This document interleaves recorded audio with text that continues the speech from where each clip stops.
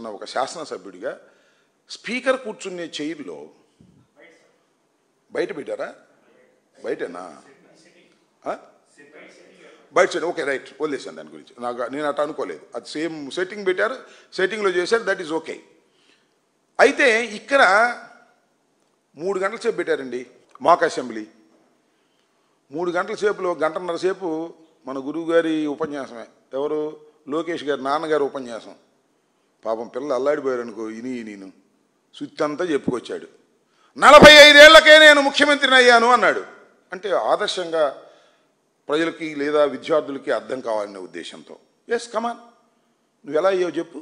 చెప్పాల్సింది వాళ్ళకి, ఎవరికి? ఆ విద్యార్థులకు నువ్వు ఏ విధంగా ముఖ్యమంత్రి అయ్యావో, ఎన్టీ రామారావుని ఏ విధంగా వెన్నుపోటు పొడిచి అయ్యావో, ఏ విధంగా మీడియాని ఉపయోగించుకొని ఎన్టీ రామారావు గారిని అపాస్పాలు చేశావో, ఎన్టీ రామారావు గారి కుటుంబాన్ని ఏ విధంగా వాడుకున్నావో, వెంకటేశ్వరని వాడుకున్నావు, హరికృష్ణ వాడుకున్న తర్వాత వాళ్ళ తొంగలు దొక్కినటువంటి విధానాన్ని నువ్వు చెప్పుంటే ఆ పిల్లలు నీకు చెప్పేవాళ్ళు సమాధానం గట్టిగా. పాపం అదేం తెలియదు కదా, పాపం చేతులు కట్టుకుని వాళ్ళు విన్నారు, నువ్వు పంతులు చెప్పినట్టుగా చెబుతుంటే వాళ్ళు విని కాముగా వెళ్ళిపోయారు. విద్యార్థులకు మరి చిన్న వయసు నుంచే ఈ రాష్ట్రం ఎలా ఉంది, మరి రాజకీయ నాయకులు ఎలా ఉంటారు, అసెంబ్లీ ఎలా ఉంటుందో మరి ప్రత్యక్షంగా మొన్నటి రోజున మరి అసెంబ్లీ చెప్పాం. మార్క్ అసెంబ్లీ, మరి అసెంబ్లీ బయట సెట్టింగ్ వేసి పిల్లలకి అసెంబ్లీలా ఉంటుంది, రాజ్యాంగం అంటే ఏంటి, స్పీకర్ అంటే ఏంటి, ప్రతిపక్షం అంటే ఏంటో అనేది వాళ్ళకి చిన్న స్థాయి నుంచి, అంటే చిన్న విద్యార్థుల దశలో నుంచే వాళ్ళు తెలుసుకోవాలనే ఉద్దేశంతో మరి ఇతర రాష్ట్రాలు కూడా అభినందిస్తున్నాయి. స్వయాన ప్రధానమంత్రి గారు కూడా లోకేష్ బాబు గారిని అభినందించారు.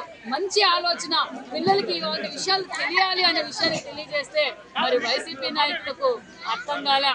అసెంబ్లీలో మరి స్పీకర్ కూర్చొనే స్థానంలో ఎలా కూర్చోబెడతారో అంటున్నారంటే వాళ్ళు ఏ విధంగా ఉన్నారో, ఏ భ్రమలో ఉన్నారో, ఎలా రపరప నరుకుదామనే ఆలోచనలో ఉంటారే తప్ప మరి ఈరోజు ఒక పక్క యువతరు రాజకీయాల్లోకి రండి, విద్యార్థులు రాజకీయాలు తెలుసుకోండి, రాజ్యాంగం అంటే ఏంటో తెలుసుకోవాలని వాళ్ళ విద్యార్థి దశలో నుంచి ఈరోజు మేము పెను మార్పులు తీసుకొచ్చి ఒక పక్క పేరెంట్స్, మెగా పేరెంట్స్ మీటింగ్ పెట్టడం, పిల్లలకి నాణ్యతమైన విద్య, మరి సన్న బియ్యం అందజేస్తూ మరి పిల్లలకి ఎప్పటికప్పుడు నాణ్యతమైన విద్య అందజేస్తూ ఉంటే మరి అంబటి రాంబాబు గారికి కనిపించలేదేమో.